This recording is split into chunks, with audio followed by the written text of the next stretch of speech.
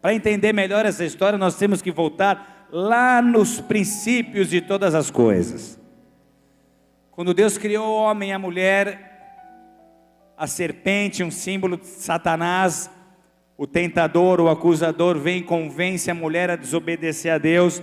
Com isso ela faz o homem cometer o mesmo erro, eles quebram uma aliança com Deus.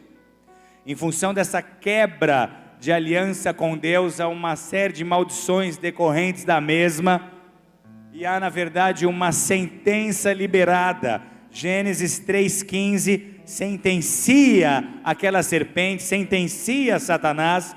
Deus está dizendo: eu porei inimizade entre ti e a mulher, e entre a tua semente e a sua semente.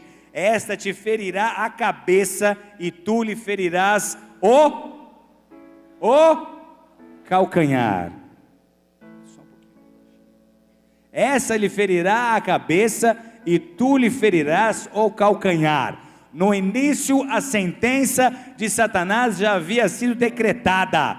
Haverá um tempo em que o descendente dessa mulher vai ferir a sua cabeça, e você vai ferir dele o calcanhar. Uma sentença. Essa profecia indicava algo poderosíssimo para nós. Jesus feriria a cabeça da serpente. Jesus veio com uma estratégia, amados. Diga: Jesus veio com uma estratégia definida. Amém? Quando Jesus pisa nessa terra, quando o ministério de Jesus começa, a sua estratégia era muito bem definida. Ele precisava da cruz, porque na cruz ele iria ferir a cabeça da serpente. Qual era essa estratégia? Preste muita atenção nisso. Se Jesus vencesse a morte, simplesmente se entregasse para morrer, a morte ficaria com o seu sangue, que é o que há de mais precioso. É o sangue de Jesus que nos purifica, nos justifica, é a nossa arma de defesa, é a nossa arma de ataque. Estão comigo? Amém? É o que há de mais precioso. Se Jesus simplesmente se entregasse para morrer, Satanás ficaria com o seu sangue. Se Jesus somente vencesse o pecado, isso seria bom para ele mesmo. Amém? A estratégia de Jesus, queridos, é tão maravilhosa, porque tudo que ele fez tinha que estar com base naquilo que já havia sido escrito. O que Jesus escolhe fazer é cumprir a lei. A direção de Jesus era essa: eu vim para cumprir a lei. É o que ele diz. Romanos 10,5, Moisés descreve a justiça que é pela lei, dizendo: o homem que fizer essas coisas viverá por elas. Paulo cita ao Romanos uma frase de Moisés, uma frase da lei, um parágrafo da lei que dizia: o homem que obedecer à lei vai viver pela lei. O homem que cumprir todos os mandamentos, o homem que não pecar, o homem que for fiel à lei e às escrituras, esse não morrerá, esse viverá. E o viverá original aqui é o mesmo que é usado lá em Gênesis, para quando alguém fosse comer da árvore da vida. Quem comer dessa árvore viverá. Que vida era essa? Era uma vida eterna. Então havia uma brecha na lei que Satanás não pegou. Jesus veio e disse: se eu só morrer, não vai funcionar, eu tenho que vencer a morte. Como é que eu vou vencer a morte? A sua estratégia foi: eu não vou cometer pecados, eu vou seguir à risca toda a lei, eu vou cumprir a lei. Por isso que ele disse: eu não vim para revogar a lei, mas para cumpri-la. Porque ele se apegou naquele parágrafo. Aquele que viver por essa lei, aquele que obedecer os mandamentos e os estatutos, por essa lei viverá. E esse viverá eternamente. Mateus 5,17, eu vim para cumpri-la. E ele foi tão sério em seus propósitos, que os religiosos se esforçaram ao máximo para encontrar algo nele, para poder acusá-lo. Quantas vezes você leu isso nos evangelhos? e não encontravam nada contra ele, e não encontravam nada para poder acusá-lo, porque ele cumpria a lei na risca, em obediência a Deus. Ele foi irrepreensível, ele foi perfeito, ele não pecou, ele não deu motivo algum para que se dissesse nada contra ele. E quando a morte vem para ceifá-lo,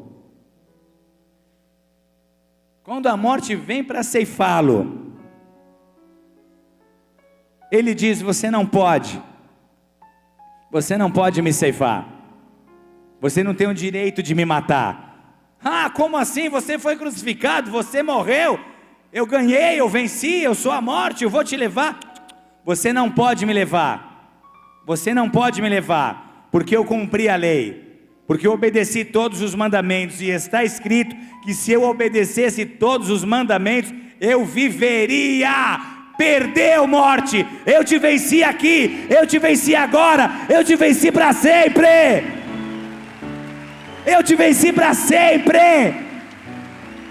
Satanás não percebeu esse detalhe, que se ele cumprisse a lei toda, ele não poderia morrer. Quando a morte o mata, quando ele leva Jesus da cruz para o sepulcro, ela ali é surpreendida: você não tem o direito de ter me matado, eu te venci por causa disso, você perdeu a tua legalidade. Por isso que Jesus venceu a morte, por isso que nós vencemos a morte, por isso que morte para nós não é um problema, é uma transição. Dê glória a Deus por isso, igreja, aleluia, alegra o teu coração. Eu vim para te levar, Jesus. De jeito nenhum, está escrito, eu fiz exatamente como está escrito, eu vou viver, você não vai me matar. Por que você acha que ele ressuscitou? Ele conquistou o direito sobre a morte, ele venceu, e aquele que crê nele tem a vida eterna. Você pode dizer isso comigo? Ele venceu a morte, e porque ele venceu a morte, hoje eu tenho a vida eterna, porque ele venceu a morte não tem mais poder sobre mim, eu tenho a vida eterna.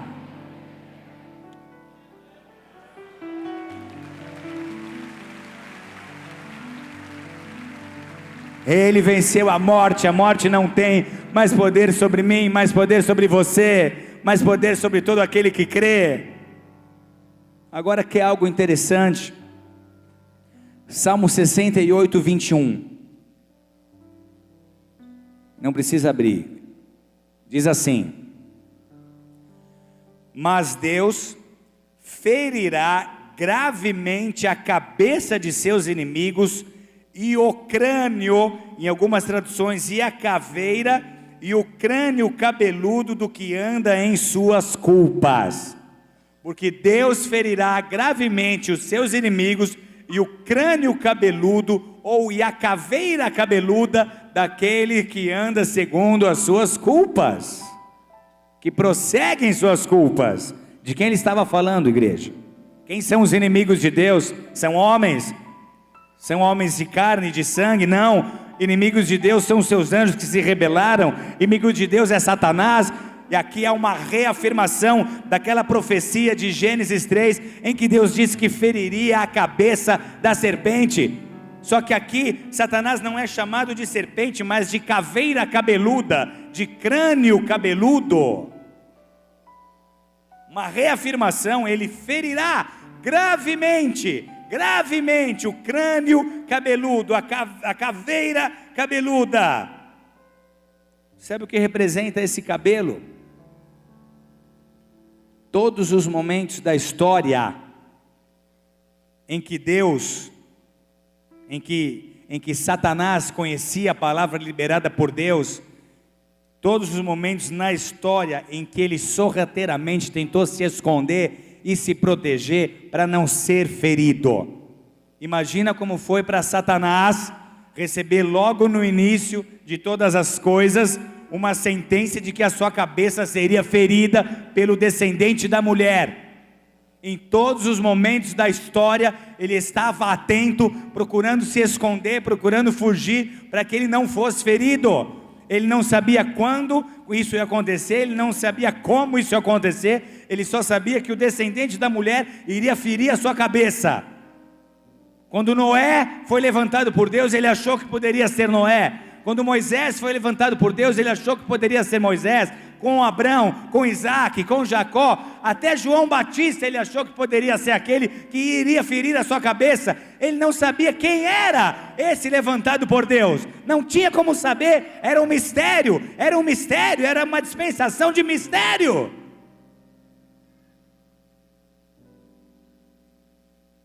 O tempo todo na história, se disfarçando, se escondendo, para não ter a sua cabeça ferida, na espreita, porém confuso, quem é essa semente da mulher? Quem é esse que vai me ferir?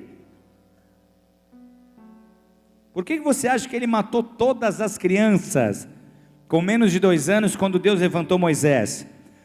Deus vai levantar um libertador para o povo. Libertador é esse, precisamos matá-lo de qualquer jeito. Ele faz com que o faraó mande matar todas as crianças com menos de 2 anos, com medo de que esse viesse a ferir a sua cabeça. Por que você acha que quando Jesus nasceu, quando foi anunciado que um rei entre os judeus seria levantado, ele mandou todas as crianças com menos de 2 anos serem assassinadas? Foi o que Herodes decretou.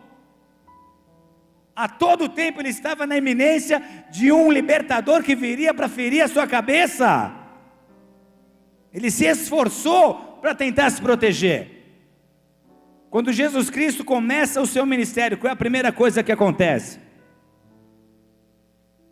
O Espírito de Deus o leva para ser tentado no deserto, Mateus 4, quem está aí dá um glória a Deus.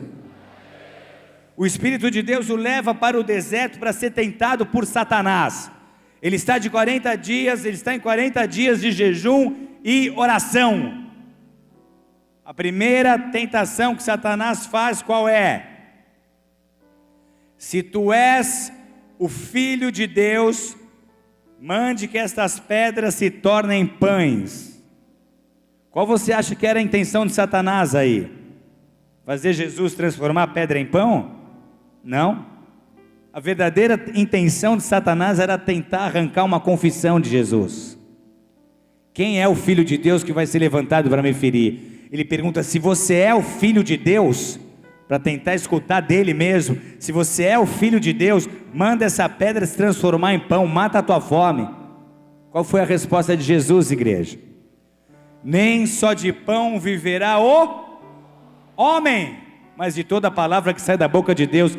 Nessa hora Satanás já disse: não é ele, ele não disse que era o Filho de Deus, ele disse que era homem, que o homem não vai viver do pão, mas da palavra que sai da boca de Deus. Chegou no inferno e avisou: podem ficar tranquilos, não é ele disse com a boca dele que ele é homem, esse ainda não é o Messias, só bota 2, 3 lá para supervisionar, mas esse ainda não é o que vai me ferir, só fiquem de olho ali, eu escutei dele, ele não é o Filho de Deus, ele é homem.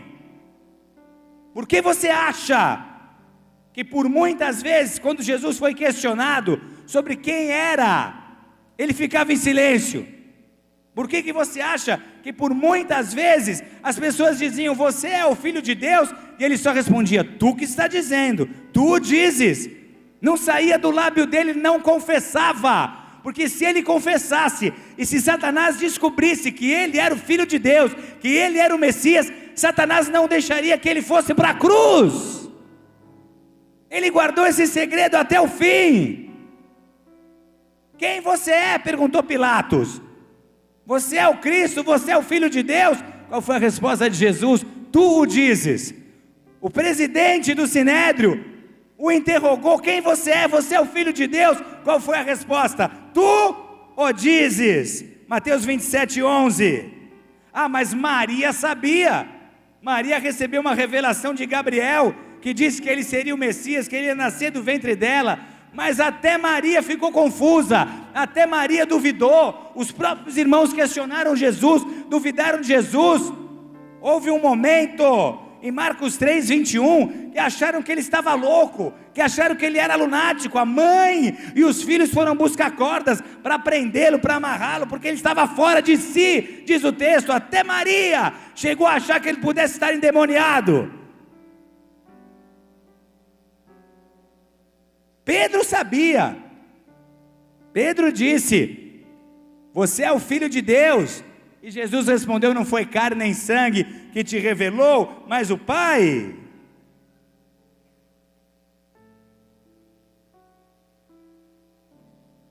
Até Pedro, que disse isso, quando Jesus foi crucificado, ele negou Jesus por 3 vezes, porque a sua convicção já não era a mesma, ele já não cria desse jeito. Quando Satanás viu Pedro negando Jesus, ele disse: não é mesmo, se fosse ele não negava. Jesus guardou esse segredo até o momento final. Satanás de todas as formas tentando descobrir: será que é esse? Será que não é? Na cruz, as pessoas passavam e diziam: será que ele é Elias? As pessoas achavam que ele era Elias reencarnado. Será que ele é João Batista?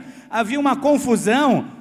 Por que você acha que muitas vezes Jesus curava as pessoas e dizia para eles: não contem que eu curei vocês? Não é hora de falar, não é hora de divulgar esse tipo de coisa. Satanás ficou confuso. Diga aleluia. Se o diabo soubesse que ele era o Messias, ele não deixava Jesus subir na cruz. Quando é que ele descobriu? Me pergunta, quando? Quando é que ele descobriu? Quando Jesus está sendo crucificado, e aí penduram na cruz o escrito: o Rei dos Judeus, em hebraico, em latim e em romano. Este é o Rei dos Judeus. Nessa hora, sabe o que acontece com ele? Ele olha ali e diz: ah, como é que eu não percebi? Esse era o Messias, esse é o Rei dos Judeus. Ele usa o ladrão que está na cruz para dizer: desce daí, se você é o Jesus mesmo, salva a mim, salva você mesmo, desce dessa cruz, você não pode morrer, você não pode ficar nessa cruz. Ele usa os homens que estão no pé da cruz, os professores da lei, os fariseus, para gritar: olha, você falava que era o Filho de Deus, que você destruiu o templo e construiu em 3 dias, e agora você está aí morrendo. Se você fosse o Filho de Deus, você descia daí. Era o desespero de Satanás. Ele é o Filho de Deus, ele está morrendo, ele vai me ferir, desce dessa cruz de qualquer jeito. Mateus 27, 40, Lucas 23, 39. Salvou os outros e não pode salvar-se a si mesmo. Se és o Rei de Israel, desce agora da cruz e crê-lo-emos. Olha a chantagem, olha os artifícios de Satanás. Você não veio para que nós acreditássemos em você? Se você descer da cruz agora, a gente vai acreditar, para tentar mexer com Jesus e fazê-lo desistir do seu objetivo final. Aleluia. Naquela cruz, Jesus declara: Eli, Eli, lama sabachthani. Deus Pai, Deus Pai, Deus meu, por que me abandonaste? No momento em que toda a pecaminosidade, toda a humanidade vem sobre ele, até o rosto de Deus se afasta. Só que ele ainda declara: está consumado. E quando nós entendemos Jesus dizendo está consumado, a nossa visão de vida muda. Porque o que estava consumado não era só o que estava sendo construído na terra, não era só que os homens seriam justificados por ele, era que enquanto isso nos céus a Nova Jerusalém estava sendo inaugurada. Enquanto isso nos céus havia uma inauguração, havia festa. O outro ladrão na cruz disse: Senhor, lembra-te de mim quando chegares no paraíso. O que Jesus responde? Ainda hoje estarás comigo no paraíso. Vai haver uma inauguração maravilhosa. Nós vencemos a morte, e agora há um lugar preparado para aqueles que creem no meu nome, que venceram a morte também. Não importa o que foram os teus pecados passados, importa que você creu, e por fé você será justificado. Está inaugurando nesse exato momento um lugar eterno para morada daqueles que foram justificados por fé, assim como você. Aleluia!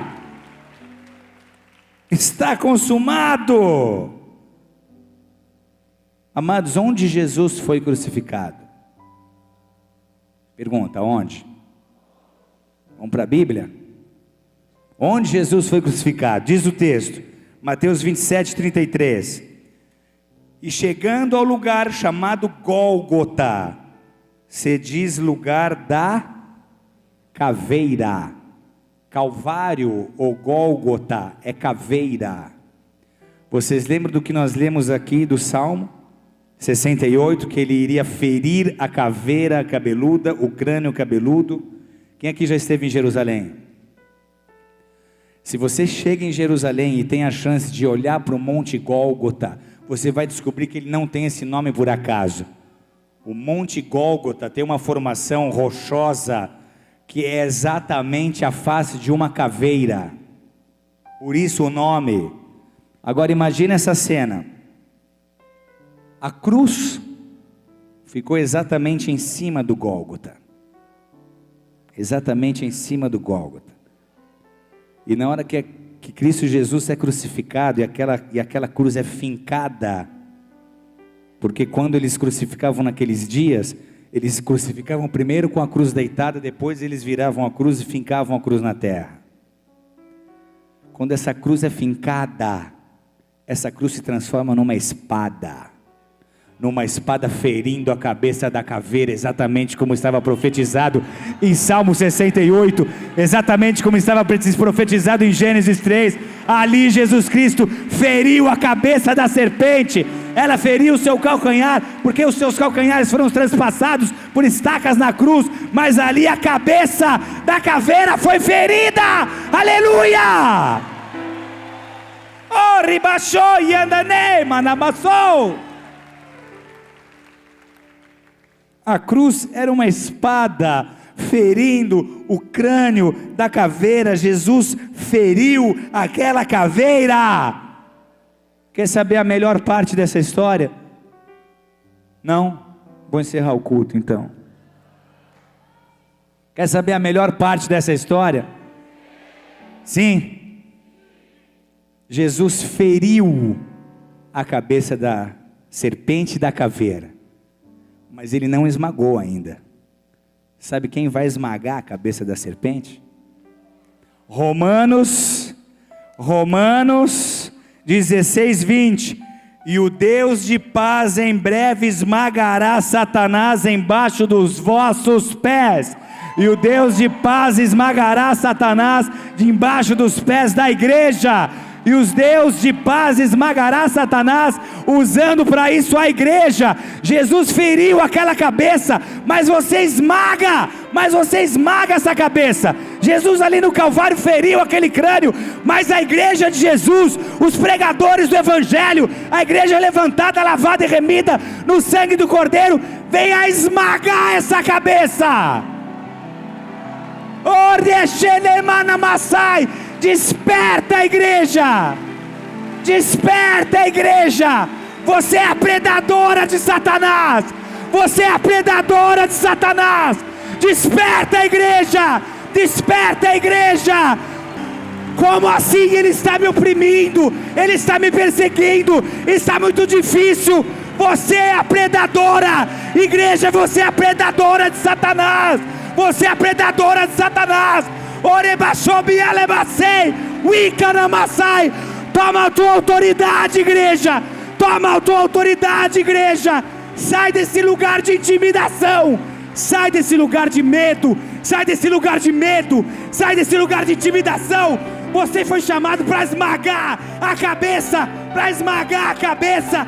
Você é predador de Satanás. Você é predador do inferno. As portas do inferno não prevalecem contra a igreja. as portas do inferno não prevalecem contra a igreja. Isso significa que a igreja avança, que a igreja avança, que a igreja mete o pé na porta, que a igreja mete o pé na porta, que a igreja pisa na cidade, que a igreja pisa na nação e grita: sai poceiro, sai poceiro, sai poceiro, porque a igreja de Jesus chegou para te esmagar, porque a igreja de Jesus chegou para te esmagar. Onde está a morte, a tua vitória?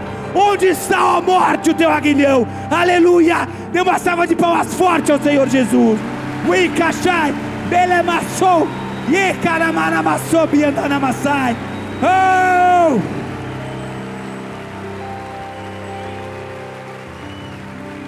Ekoyemassou, yelabasebiahanamashai.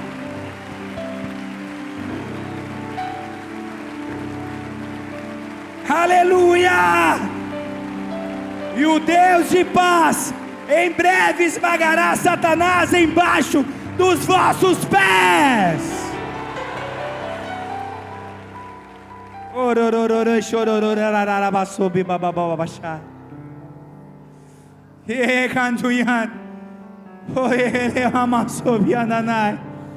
Toma o teu lugar de autoridade, igreja. Você está à destra de Cristo, acima de toda hoste, de todo principado e dominador, órica de todos os governos das regiões celestiais. Você está acima.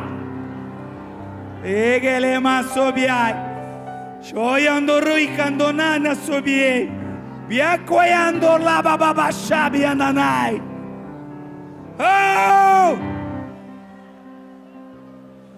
Oh, toma a tua autoridade, igreja. Toma a tua autoridade. Você é o castigo de Deus para Satanás. Deus disse para Satanás: eu vou te entregar para você ser tratado como você merece ser tratado. O teu castigo será a igreja. A igreja vai te esmagar, a igreja vai te pisar, a igreja vai destruir as tuas obras, a igreja vai destruir a tua cabeça, a igreja vai te esmagar debaixo dos pés dela. Oh!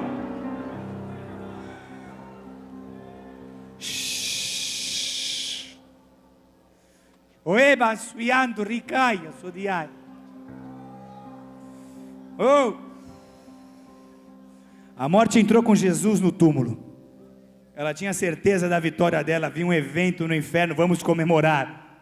Mais um que nós conseguimos aniquilar. Mais um que não vai ferir a nossa cabeça. A morte entrou no túmulo junto com Jesus. Fecharam aquela pedra, eles ficaram ali dentro.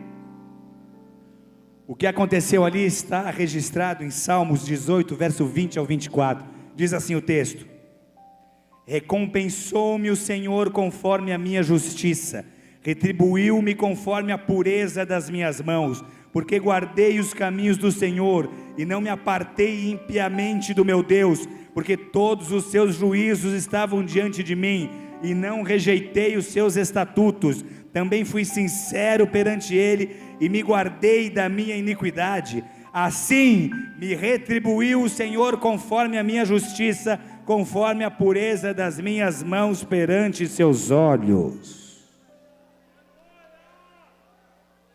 Quando ela estava no túmulo, junto com Jesus, exatamente isso aconteceu. Ela não tinha direito sobre ele, pela pureza, pela santificação, pela retidão, porque ele cumpriu a lei, porque ele obedeceu, porque ele não pecou, porque ele não falhou. Ela não podia tocar nele. A vitória foi ali dentro do sepulcro. É por isso que Paulo pode bradar lá em 1 Coríntios 15, 54: e tragada foi a morte pela vida. Ali dentro daquele túmulo, tragada foi a morte pela vitória. Oh! É por isso que ele pode dizer no verso 55: onde está, ó morte, a sua vitória? Onde está, ó morte, o seu aguilhão?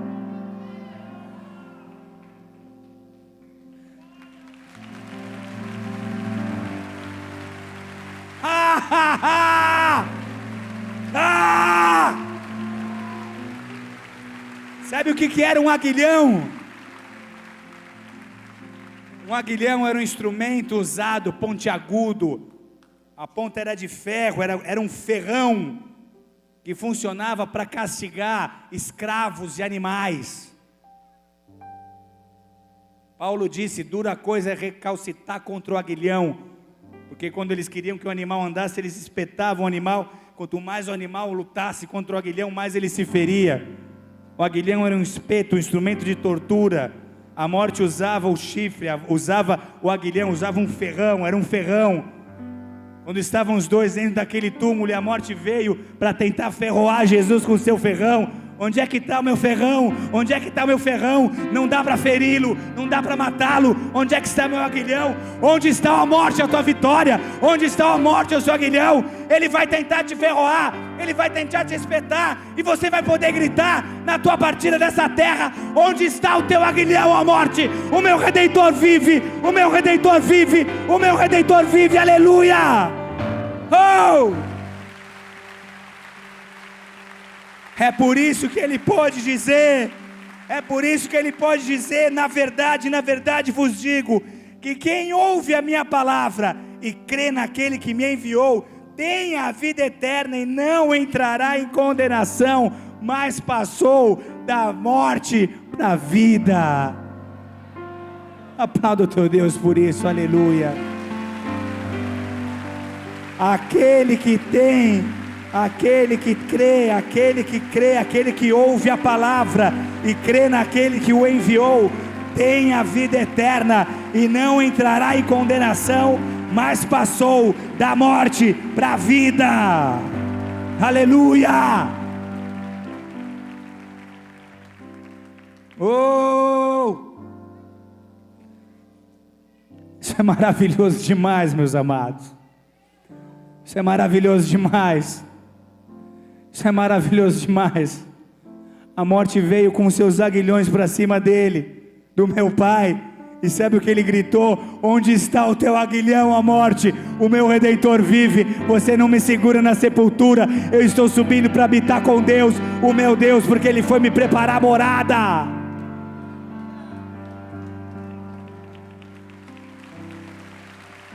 Onde está a morte, a tua vitória? Onde está a morte, o teu aguilhão?